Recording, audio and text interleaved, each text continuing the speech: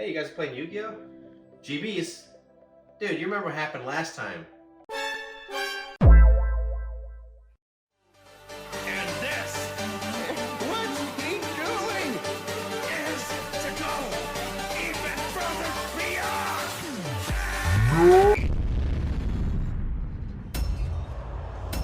Are you not entertained? Are you not entertained? Is this not why you are here? Welcome back to the channel. I'm here with my buddy Taylor. He just took down an Edison pod at our regionals with Gladiator Beast Ancient Forest. Pretty cool, been cooking that up. So what did you play against in your pod? The first round I played against Black Wings. I think I won that one 2-0. The second round I played against Bayou Turbo. Game one I got absolutely smashed. I was like, oh god. And then I won game 2 and 3. And then third round in the finals I played against Lightform, and he just didn't really get to get anything going. The next day I played a wide variety of decks actually. I played like a Gemini deck, I played a Flamevell deck, a Monarch deck, a Dark Hero deck. And the deck performed quite well, pretty consistent. Yeah, so something we've been working on together. Let's check it out. So to start off with the deck profile, we're starting with 3 Super Nimble Mega Hamster. This card, you guys know, obviously would get a Raikou, but in the Gladiator Beast deck, we have a few more options like Test Ape, and we can also get Samnite. So this also, we play 3 the Test Ape. Taylor used this to play a little bit more defensively, but also can be used aggressively because in the damage step, you can get a Gladiator Beast without having to worry about bottomless and things like that, torrential. So this card can be pretty strong in a defensive manner, also being aggressive. Your opponent sets a card and you have Ancient Forest, which you'll see later. Easy combos to get Geysers. Next we play 2 Test Tigers. Why did you pick 2 Test Tigers? Honestly, one wasn't enough because sometimes you just need the ability to tag a GB out for a Murmillo or a Bestiari to make a play, and 3 was just a little bit unnecessary. Okay. We also play the 1 Rescue Cat. Easy aggro play. You just summon it and you get any cards. I suppose this would be good in conjunction with 2 not 1 Test Tiger in case you did draw them. Yeah. We play the 2 Liquari. It's just you need one guy as a beater. If one gets removed from Deep Prison or Bottomless, you're going to need the second one. Then we're going to basically play one of all the GBs for consistency. Is there any reason particularly why you would just play one of each? Honestly, it's just the only one I maybe wanted a second one sometimes of was the Equest, but it's more so just because I don't want to draw too many GBs. I just want a few. You want to draw your combo pieces and your defensive cards. Fair. The Samnite can come out from the Nibble Mega Hamster and also the Rescue Cat, so it's definitely a strong inclusion. Do you think you need more than one? No, but when you only play one, you always draw it when you need it, so. 1 Bestiari, love to play 3, but Yu-Gi-Oh! 1 Rediari. I personally like playing 2, but in this build where you can kind of combo off really fast, I think playing 1 is pretty strong. 1 Murmillo and 1 Hop. I've noticed that Hoplimus seems a bit more played nowadays. Any thoughts on Hoplimus? Yeah, I mean, I don't know maybe globally, but locally we have quite a lot of hero players here, or just guys that play like Thunder Kings and stuff, and it's just really good to have, as well as just being able to sometimes off a Geysers you don't have anything to go into, and just putting a 2400 defensive monster out there is pretty strong. Okay, so that's all the monsters. It's a Gladiator Beast, but not that many Gladiator Beasts. But you only need to combo and contact 1 time to win the game. For spells, we're playing Ancient Forest. So Taylor, why don't you tell me a little bit about why you're playing 3 Ancient Forest? So this card is a card that actually in 2010, if you put this in your deck, people would have just thought you were a scrub. But this card deals with a lot of stuff in the meta for Edison. It makes it so Raikou's just they just get faced. It's also just a card that they have to deal with if they want to ever have any sort of board presence and do any sort of damage. And also your GBs just get around it, they just run away before they die. True. You're playing 2 Book of Moon. Why not 3? Space. Fair. made the choice in another Speaking of space, Mystical Space Typhoon, playing 1 of those. And 1 Smashing Ground. I always liked this before. People always played 1 in their other GB decks. It's very nice to just smash something and then attack if it's a 1-for-1 and then get the direct attack and tag out. So I think it's pretty strong, but have you had any other instances where you thought that this was a super strong card? To be honest, that's the 3rd Book of Moon. And if I could fit more, I would. I've never drawn that card and been like, oh man, Smashing Ground. It's just like, oh, sweet. Always good. Makes my life easy. And lastly, it wouldn't be a Gladiator Beast deck without some trap cards, so we're going to start with our 2 Gladiator Beast War Chariot. Why not 3? Space. Space? It's just a little cloggy. Like, you really want to draw it, but with the way this deck plays with the hamsters and the forests and like a little bit more defensively, and you just don't really need to always have it as much as you would if you were playing like kind of more standard GBs. Oh, we got the 1 Dust Shoot. Fan favorite, when you have the CP, you always draw it. So guys, if you want to always draw your trap Dust Shoot first turn, just get the CP Dust Shoot. 2 Dust Rhinos. This deck really needs to attack and get that attack through to tag out, so playing the Dust is pretty good, but any other remarks about the Dust Rhinos? No, they're pretty good. I think a lot of decks tend to set like, single back rows, so it really helps to like clear them out to like push people, maybe 2.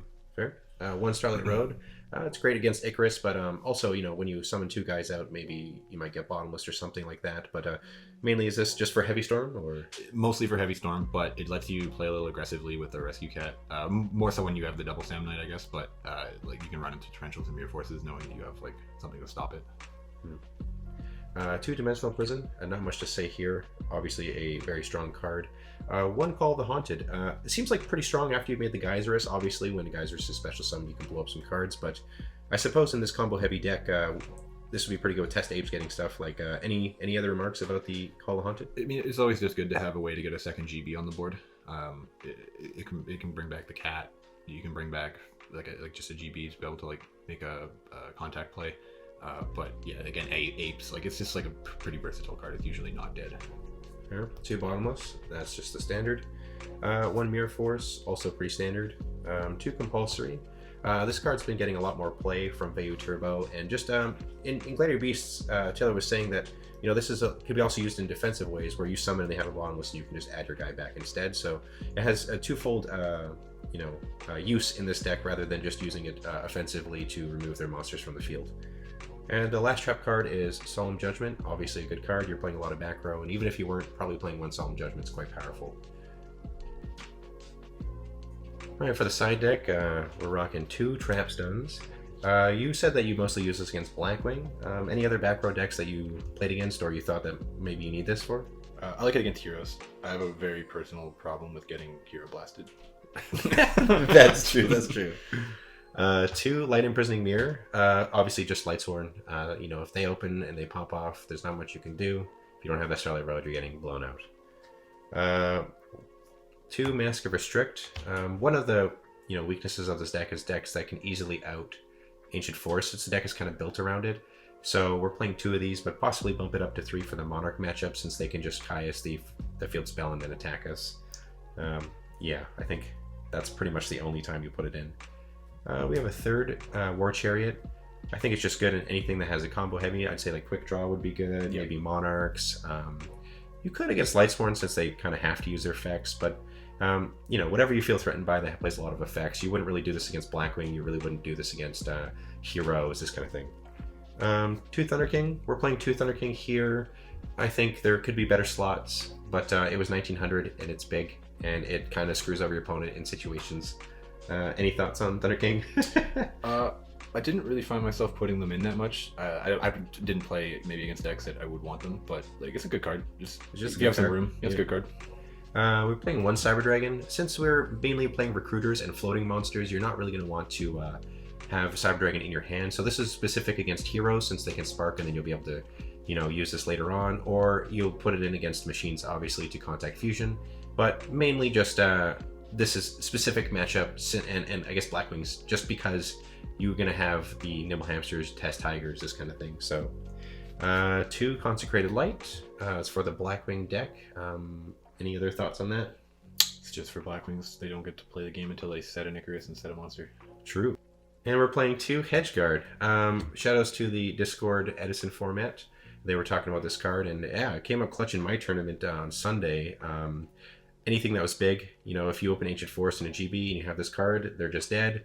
I also played against a hero deck, and I summoned Thunder King, and he attacked, and I had this, and he's just dead. So I found this really useful. Did you use it in your pod at all? I sided it in a few times. Either the one time I drew it, I had no other monsters, so I just played Ancient Forest and set it, and that was it. That's what it did for me. That's fair. I mean, the 2100 defense is quite valuable. There's not many monsters in the game that can get over that without a tribute summon, so I mean, I think it's a great card, but definitely don't need more than 2 in the side. And the last card in the side deck is DD Crow. You know, not every card you're going to need a bunch of removal, and you know, this card, once you see 1, you're generally going to have the effect go off, and that's dealt with the problem against like frogs, for example, in the early game. If you draw this in the late game, it's not going to matter since they have more Treeborns. You know, Quick Draw for the Avrices, Lightsworn for the Lumina target, or Beckoning or Reincarnation. So this card is just at 1, I think is just perfect. Would you play more? Do you want more on your side? I like 2, because I did side them in. I do side them in if I play Value Turbo just to try to slow them down. I know they have like the Burial, but it's something. It does help for sure. If you play against machines, I like it just for the fortress when they pitch the fortress. Yeah, I typically like 2. I got puddled one too many times turn 1. That's fair. I think that this card is a little bit more valuable than Transmigration Prophecy, which I see some people playing, purely because I think hand traps are just a better card to have. Since, you know, if you have 2 back row, your opponent knows, I just need to play through 2 back row, and then I can do my combo, and then my opponent's screwed. But hand traps don't allow you to have any information on that stuff unless you search it like Sangan. So that's why I like the Hedge Guard, the DD Crows, these kind of things. Catch your opponent by surprise. And lastly, we have the extra deck. Not really that important. We have the Gorse token we'll leave on the top of the extra deck, so they know that you definitely have Gorse, even though we don't play it. We have 1 Heraclinos. You don't ever need to make more than that, so we just play 1. And we have 2 Geyserus. It's important to note with the Gladiator Beast deck, like once this guy's been successfully summoned, you can special summon it again with the Call Haunted and it will get the effect. So pretty strong. I've never needed more than 2. We have room to put more in. Probably could put more in. Play 3 of everything. True.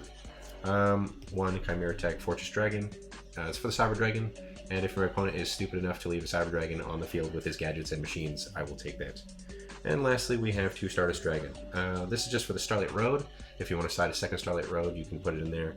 And if you ever have a option to synchro with the Mind Control, Brain Control, or something like that, even though we don't play, this is the Stardust. You'll probably need to make that. So yeah, that's pretty much all you need for the extra deck. The other stuff is just you know, filler. Doesn't really matter. So, obviously, with every deck profile I have on the channel, I tried to ask the player some questions so that you guys at home will have a better understanding of what's going on with this deck. So, the first question I have for you is, what is this deck's weakness? What are you scared of? Matchup-wise, Frog Monarchs is a tough one. Heroes is a tough one. Flamebell can be a little tough as well. Just those decks kind of all have the same theme, like big bodies, strong effects, kind of the how those go. Individual cards, I get wrecked by like Royal Oppression. Heavy Storm is a scary card. Skill Drain, Stardust. Those are pretty much probably the toughest cards matchups for the deck.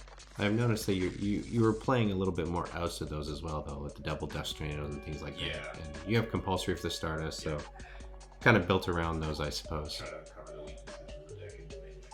Yeah, so, well, okay, well, that follow-up question is, what deck do you want to see when you enter a tournament? What's a good matchup for you? Quick Draw Plans is pretty good. All other guys are pretty small. They don't have a lot of things to stop attacks. They leave a lot of monster effects for Chariot. Personally, I like to see Blackwings because they're very predictable. You kind of know how that matchup's going to go. You know when they have the Icarus. Like, you kind of know when they have a Collude. Like, you get run over by Oppression and too many like Whirlwinds usually, and that's kind of, as long as you can stop that, you're okay. Yeah, I think those are off the top of my head ones I like to see. All right.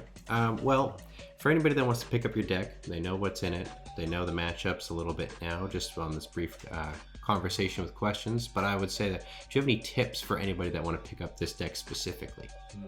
I think that thinking of this as if you're a GB player, as like a traditional GB deck, myself included, like I played like standard GBs a long time. This deck, you have a lot of options, and they're very simple options, but just having the Test Apes and the Ancient Forests, like being able to just out Rykos and stuff like that, and even Hamsters, it gives you a lot of options, and I think that just being able to like have those at your fingertips while used to being a GB player is really like a different feeling, and I think it makes you play better. Okay, so maybe do a couple practice games beforehand. Yeah. It's definitely something to play if you get a feel for the flow of how the deck's gonna play. To kind of like sometimes you might open a hand, well, this hand's not very good, and you're playing, you're like, actually this hand's really good for what I'm playing against. It just doesn't seem like it. It's just strong individual cards like a Test Ape and like a Dust Tornado, and then their turn is like they T-set, you dust, you play an Ancient Forest, you're like, whoa, this just got really good because I can whoosh my ape now and you go off. True. Okay. Well, the last question, I guess, would be why should players pick up this deck? What do you like about this deck that you want other people to try? It's definitely different. Again, going back to the traditional GBs, it feels a lot different than traditional GBs, and honestly, I think playing against it, you kind of like aren't really ready for how the deck is going to play and like the kind of stuff you're going to be dealing with, because you still do have all that back row, you still do have all your GBs, but you also have a lot of other like just strong effects that seem to flow really well with the way the deck wants to play and its tempo and stuff. All right. Well, if you guys have any questions, you guys can always ask it in the comments below, and hopefully I can answer some questions, as I do know Taylor and I do have his phone number and or messaging. But thanks again for watching, guys. Thanks, Taylor, for coming on, and I'll see you guys in the next one. Peace.